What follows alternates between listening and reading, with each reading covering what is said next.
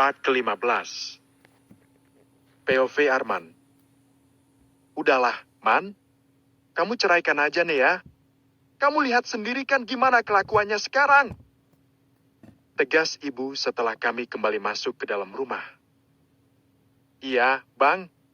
Dia sama sekali tidak menghargai abang sebagai suami.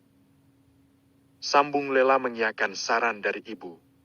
Aku hanya bisa menghela nafas berat mendengar ocehan ibu dan Lela. Sama sekali tidak ingin menanggapi. Saat ini pikiranku sedang kalut, bahkan sekarang perutku sangat perih. Azan di masjid sedang dikumandangkan oleh muazin. Biasanya jika ada Nea di rumah dia akan mengingatkan aku untuk segera salat maghrib. Kenapa rumah tanggaku bisa seperti ini? Padahal aku yakin sudah melakukan yang terbaik untuk semuanya. Termasuk memberikan gaji yang lebih besar untuk ibu daripada Nea. Karena ibu mempunyai pengeluaran yang banyak. Karena perabotan di rumah ibu juga lebih banyak, otomatis bayar listrik juga lebih mahal. Nea marah ketika aku lebih mengutamakan ibu daripada dia. Padahal seharusnya dia bersyukur mempunyai suami yang soleh seperti aku. Bukankah surga suami itu masih pada ibunya? Sedangkan surga istri pada suaminya. Jadi tidak heran jika aku lebih mengutamakan ibu. Dia yang sudah melahirkan aku. Dia yang sudah membesarkan aku dari kecil. Seperti yang dilakukan Nea sekarang terhadap Daffa. Semoga saja suatu hari setelah Daffa besar dan sudah menikah, Nea menjadi lebih mengerti kenapa anak laki-laki lebih mengutamakan ibunya daripada istri. Tapi aku tidak habis pikir, bagaimana bisa Nea mengungkit pemberian mobil dari Abi dan Umi. Padahal jelas-jelas aku suaminya, jika barang itu sudah diberikan pada Nea. Berarti itu juga sudah menjadi milikku. Entah bagaimana rasanya besok aku harus ke kantor menggunakan motor butut. Motor yang jika dijual pun tidak akan laku. Selama ini aku sangat bangga bisa ke kantor menggunakan mobil. Sekarang aku bisa diejek habis-habisan sama rekanku. Seharusnya Nea jangan bersikap kekanak-kanakan. Aku memang bersalah karena sudah menamparnya tadi. Hanya saja aku punya alasan logis kenapa melakukan hal itu. Dia sudah tidak sopan pada ibu juga aku. Man, jangan diam aja dong! Bentak ibu menyenggol lenganku. Terus aku harus gimana, Bu? Tanyaku frustasi. Gimana apanya? Kamu nggak dengar dari tadi ibu ngomong apa? Kamu suruh itu si Nea buat balikin mobil kalau dia nggak mau. Kamu ancam dia. Jawab ibu dengan wajah sedikit kesal. Ancam gimana? Tanyaku tidak mengerti. Ya ancam. Kalau dia nggak mau balikin itu mobil, kamu akan ceraikan dia. Jawab ibu lagi sambil memukul meja. Terus kalau dia lebih milih cerai gimana? Tanyaku lagi bingung. Ya bagus berarti.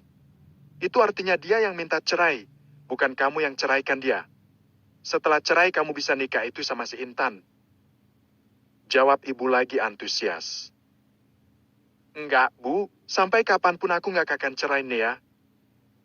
Tegas aku menolak saran dari ibu. Terserah deh. Susah ngomong sama kamu. Yuk Lela, kita pulang aja. Ibu marah dan mengajak Lela untuk pulang. Biarlah ibu pulang dulu, agar aku bisa berpikir dengan baik bagaimana caranya agar bisa membuat Nea pulang secepatnya. Aku merogoh ponsel di dalam saku celana. Kemudian mencari kontak Nea. Beberapa kali aku menghubunginya. Tapi tidak satu pun panggilanku diterima. Apa sebaiknya aku menelpon Abi atau Umia? Tapi alasan apa yang harus aku katakan jika mereka bertanya kenapa Nea pulang? Tidak mungkin aku mengatakan pada mereka jika kami bertengkar. Apalagi sampai mengatakan jika aku menamparnya. Bisa-bisa aku dipecat jadi menantu. Agrah. Aku benar-benar frustasi dengan keadaan seperti ini. Mana perut sedang dalam keadaan lapar. Aku beranjak ke dapur, melihat makanan yang ada. Ternyata ada beberapa menu untuk makan malam. Seharusnya jika ada Nea, lauknya bisa dipanaskan. Aku tidak selera makan makanan yang sudah dingin begini. Karena aku yakin menu ini dimasak Nea siang tadi. Aku mencoba mengambil panci untuk memanaskan sup ayam. namun aku sulit menemukannya. Karena jangankan menemukan panci, ke dapur saja aku tidak pernah. Lalu aku putuskan untuk makan seadanya. Walaupun kurang berselera, tapi aku harus tetap makan agar asam lambung tidak kambuh. Ku telan nasi yang terasa hambar. Biasanya akan ada Nea yang melayaniku, mengambil air untukku makan. Setelah semuanya selesai, aku bangkit dan berjalan menuju kamar. Sebaiknya aku tidur cepat. Jika dulu aku terganggu dengan suara tangisan Daffa, maka sekarang aku bisa tidur dengan nyenyak tanpa gangguan. Ada sisi baik juga Nia pergi sementara dari rumah. Jadi aku seakan bisa merasakan me time. Tok tok tok. Arman, buka pintunya. Belum bangun kamu jam segini? Suara teriakan ibu membuatku terbangun. Kulirik jam di dinding kamar, ternyata sudah jam 6:30. Astagfirullah. Lirihku. Ternyata aku kesiangan. Aku pun kelabakan mendengar suara teriakan ibu lagi dari luar. Tidak kuhiraukan ibu, aku segera ke kamar mandi. Sebenarnya aku ingin mandi, tetapi urung kulakukan.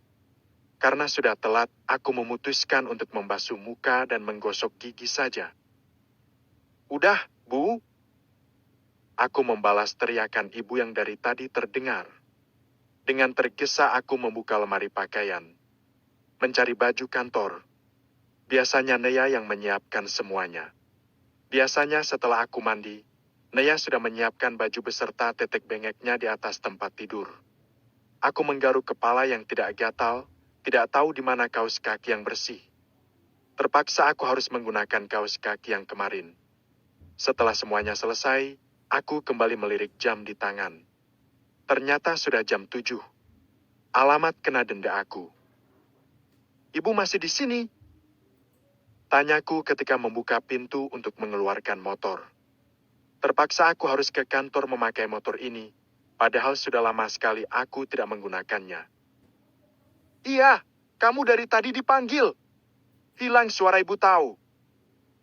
Bentak ibu saat aku sedang menghidupkan motor. Berkali-kali aku hidupkan tapi tidak bisa. Ternyata motor ini tidak bisa di-starter lagi. Agrah, mana udah telat? Teriakku kesal. Kamu marahin, ibu? Tanya ibu mendelik. Bu bukan, Bu, aku kesal motornya nggak bisa di-starter.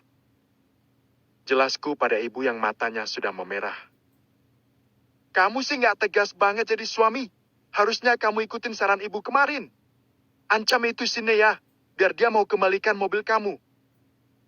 Cerocos ibu yang membuat telingaku berdenging. Ibu masa nggak? Aku lapar. Gak mungkin aku ke kantor nggak makan. Tanyaku pada ibu yang masih terlihat kesal. Enggak, makanya ibu kesini. Jawab ibu ketus. Kok nggak masak sih, Bu? Aku lapar ini. Lirihku kesal. Pagi-pagi sudah dibuat kesal dengan semua kesibukan. Beginilah jadinya kalau aku terbiasa dilayani oleh Nea dulu. Seharusnya pagi ini aku sudah sarapan seperti biasa dan ke kantor dengan seragam yang rapi. Bukan seperti sekarang, baju kantorku sangat kusut. Mana das yang sesuai dengan baju tidak sesuai. Kaos kaki juga sudah bau apek karena punya kemarin. Ibu kesini mau minta uang, beras di rumah habis. Ucap ibu tanpa rasa bersalah sambil menengadahkan tangan. Kemarin kan udah aku kasih, Bu, 2 juta lo aku kasih. Harusnya cukup untuk 1 bulan. Kilahku menatap ibu kesal. Kemarin aku baru saja gajian, jadi aku memberikan ibu 2 juta. Biasanya juga seperti itu. Entah kemana uang itu habis. Iya, tapi uangnya udah ibu kasih buat Lela. Dia belikan Diki mobil aki yang kayak Daffa. Jawab ibu santai, tapi aku melongo. Astagfirullah, Bu, kok bisa-bisanya ibu beli mobil itu? Mahal banget itu. Teriakku tidak percaya dengan apa yang aku dengar. Kamu bilang mahal. Itu cuma 2 juta. Mending, daripada istri durhaka kamu itu belinya 3 juta. Mahal yang mana? Tantang ibu yang membuat dadaku sesak. Tapi dia memakai uangnya sendiri. Bu, bukan uang Arman. Lirihku panik. Bagaimana bisa uang 2 juta untuk makan malah dipakai untuk mainan? Kamu jangan perhitungan dengan saudara sendiri. Kapan lagi kamu membahagiakan kami? Lagian gaji kamu kan masih ada sisa 3 juga. Kelit ibu lagi. Ya, 3 juta. Tapi itu buat sebulan ke depan. 1 juta buat Nea, 2 juta lagi buat kebutuhanku. Jawabku menjelaskan. Sekarang Nea kan udah nggak ada. Siniin uangnya biar ibu aja yang kelola. Mulai sekarang ibu yang akan megang gaji kamu lagi. Pinta ibu. Tapi, Bu, nggak ada tapi-tapian. Sini.